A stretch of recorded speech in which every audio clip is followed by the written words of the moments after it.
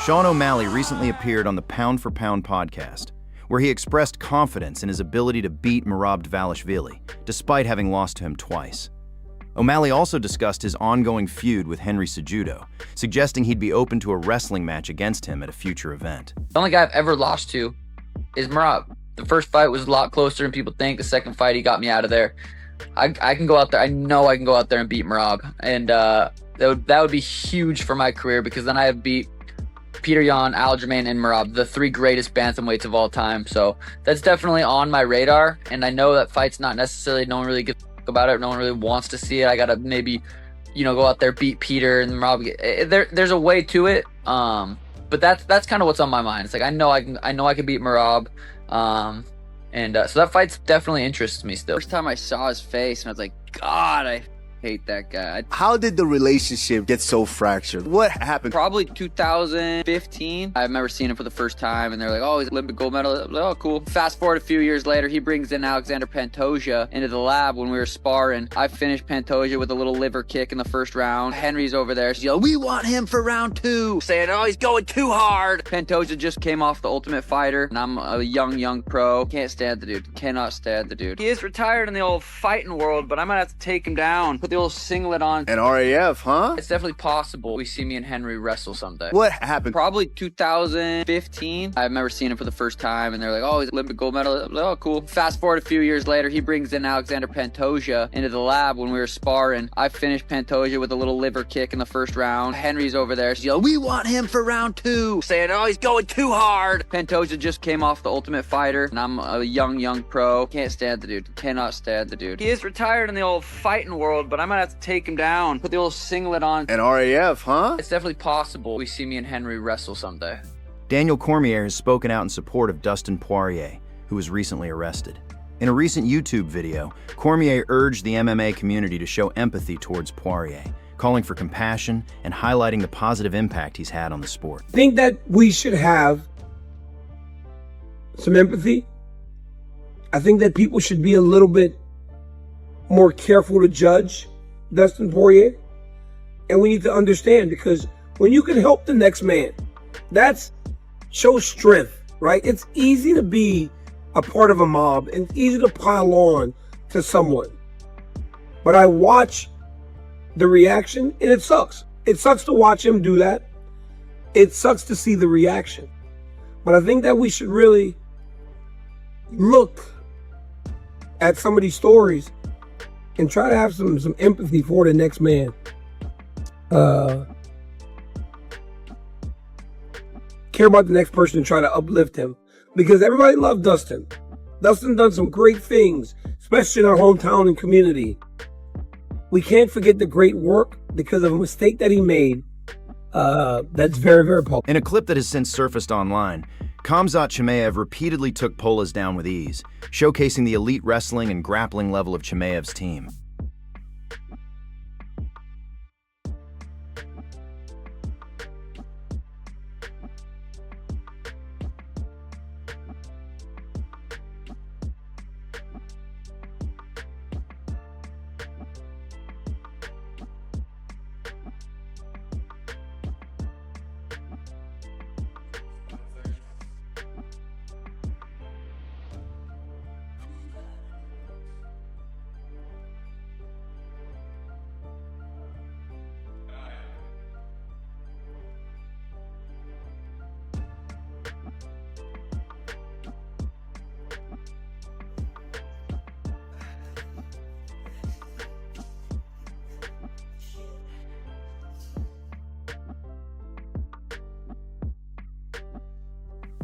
Paddy Pimblett remains unconvinced that Arman Tsarukyan deserves a title shot next.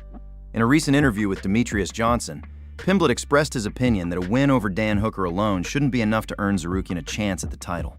He also criticized Tsarukyan for previously turning down a rematch against Mateusz Gamrot, who had previously beaten him. He is a posh boy helmet. I'm not a big fan of his at all. I think he's an idiot. I don't even think he deserves the next title shot. He's beat Dan Hooker in the past 2 years. Well, why does everybody hate? I just had Izzy on the podcast. I got you on.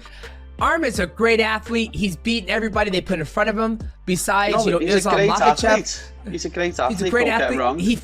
He couldn't beat Gamrot. He beat Gamrot. Oh no, he beat Gamrot, didn't he? He never. I think he never. did. He never. He lost last year. Last year he got offered that rematch and said no. Imagine getting offered a rematch against someone who's beat you and you said no. Now that is a bitch. That is a bitch right there. Arman would have been closer to a title shot beating Gamrot than beating Dan Hooker. Dan Hooker's a bum, lad. Dan Hooker's a proper bum. Dan Hooker can't fight to save his life, lad. Like Michael Chandler knocked him out, and Michael Chandler's not in the top 50. Pimblett also shared his thoughts on Ilia Topuria, stating that he believes Topuria will not be the same fighter after his loss to Justin Gaethje. I don't think Ilia Topuria ever comes back the same. His whole mindset, his whole like ego, know what I mean? Like his is like, I'm undefeated, no one can beat me. Having celebrations the night before the fight. I just don't think he'll ever be the same. He's never had to come back from nothing like that. I've had to face adversity before, so I'd happily be his first fight back. Conor McGregor has expressed interest in a potential lightweight title fight against Justin Gaethje, pending the outcome of his upcoming bout. McGregor is set to face Max Holloway at UFC 329 next month, and has stated his intention to remain active, potentially setting the stage for a matchup with Gaethje. I believe you're going to beat Max. Is Justin in your path on this return? You know, Are you going to make a run at a title? Do you still have it in you to make a run at a title? For sure. You know, I'm a 170-pound fighter now. I've already held the 155-pound unified UFC world title. I'm open for business. I wish for activity. You know, I've got a great fight in front of me. Max has flatlined Justin. He knocked him out, face down, out cold. Justin's okay. When he's on, Justin's okay. When he's bad, he's atrocious. He's woeful. He slaps his punches a lot. But he's very, very durable, and he's unorthodox in his style. Do you have a hit list? There's a few names for sure. I have just more so activity. I wish to just compete. You know what I mean? You want the smoke? I want the smoke. I want all the smoke, for sure. There you go. Bring it all. Comment below. Who's winning on July 11th, Max or McGregor? And hit that subscribe button. I'm still a small channel on the road to 500 subs, and I work hard every single day to bring you the latest MMA news, reactions, and fight updates. Sean O'Malley is seeking revenge against Merab Dvalishvili, the only fighter to have secured a win over him. In a recent conversation on the Pound for Pound podcast with Kamaru Usman, O'Malley acknowledged that Dvalishvili has gotten the better of him twice before. Nevertheless, O'Malley remains confident in his ability to come out on top and is eager for a rematch to prove it. Lost to is Merab. The first fight was a lot closer than people think. The second fight, he got me out of there. I can go out there. I know I can go out there and beat Merab, and that would be huge for my career, because then I have beat Peter Yan, Aljamain, and Merab, the three greatest bantamweights of all time. So that's definitely on my radar, and I know that fight's not necessarily, no one really gives a about it, no one really wants to see it. I gotta maybe, go out there, beat Peter and Merab. There's a way to it, but that's kind of what's on my mind. It's like I know I can beat Merab, so that fight definitely interests me still. Colby Covington continues to take shots at his fellow fighters. In a recent YouTube video posted on social media, he targeted Dustin Poirier, Arman Tsarukyan, and Nina Nunes, among others, in his latest verbal barrage. America's champ here, and I've been getting a lot of feedback about my take on the Dustin Poirier situation. I hear you guys, and I just want to take a moment to acknowledge Dustin is wrestling personal demons and his intrusive racist thoughts. And I'll be wrestling Arman Tsarukyan at Real American Freestyle live from Milwaukee, Wisconsin, July 18th, only on Fox Nation. Arman, you're a spoiled little brat. You've had everything handed to you in life, and now it's time for me to hand you an ass whooping, Junior. I'll see you in Milwaukee, and hopefully you bring that Jezebel Nina drama.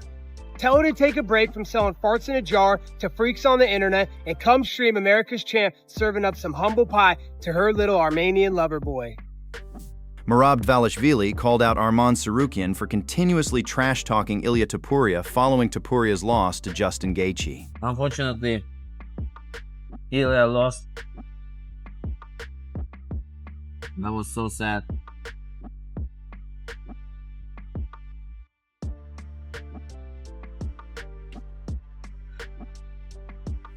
Eddie Hearn has publicly expressed his displeasure with Michael Bisping's recent comments regarding UFC heavyweight champion Tom Aspinall.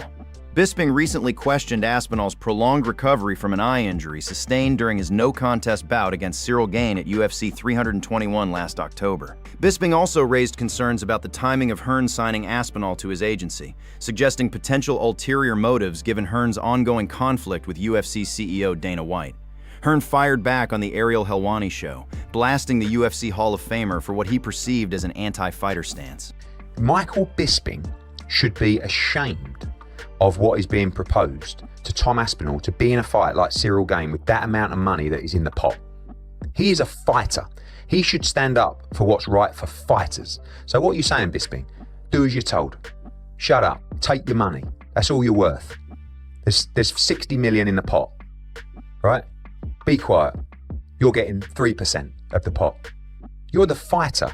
You're putting your health on the line. You're the talent. You're the reason this organisation is what it is. And Bisping should be ashamed of himself for that. And I keep saying to Bisping, sit down with me, live, and we'll have a debate about it.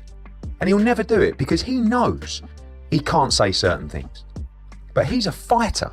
He should be standing up for the best interest of the fighter, not allowing fighters to be suppressed and bullied and told what to do or what to accept. Rafael Fiziev is slated to meet Manuel Torres tomorrow at UFC Baku. During their face-off earlier today, Fiziev famously remarked to his opponent that he liked his smile. I like your smile, bro. Good luck tomorrow, man. Thank you. See you tomorrow. Feeling great. Come back to home. Again, fight front of my people in my land. Main event. Yeah, this time main event, and yeah, for me, for my story, that's amazing. Reaction is like wow, and double wow because like my last fight is not going good, and like although they give me main event after that one, like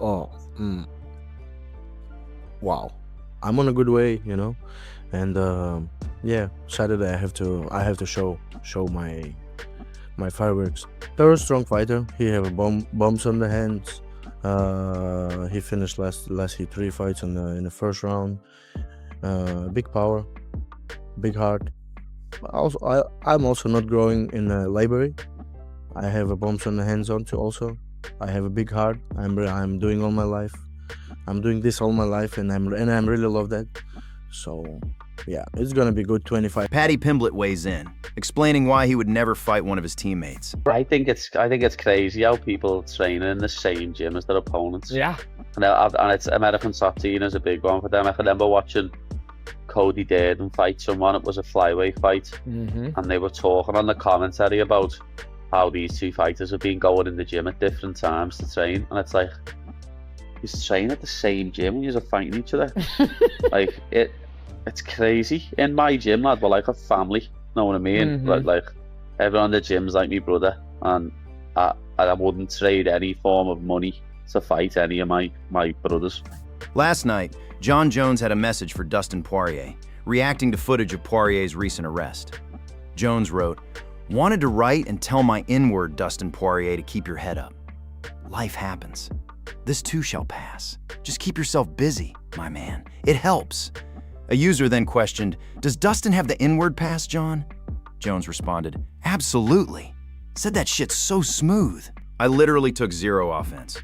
He further elaborated, "In some weird way, I think that video made Dustin even more popular. We've all done stupid shit while drunk and almost makes him more relatable. Not saying it was right, but that shit was actually pretty funny." Jon Jones also hinted at a potential return to MMA, responding to a post that asked, "Conor McGregor is back. Why are you not fighting again?" Jones stated, "Never say never." He explained, "Right now we are finishing up Gable Steveson training camp. He's looking extraordinary. I've been his main training partner and I'm moving like I never left. Stem cells must be working." Thanks for watching. If you enjoyed the video, don't forget to like, subscribe, and turn on notifications so you never miss the latest MMA news. See you in the next one.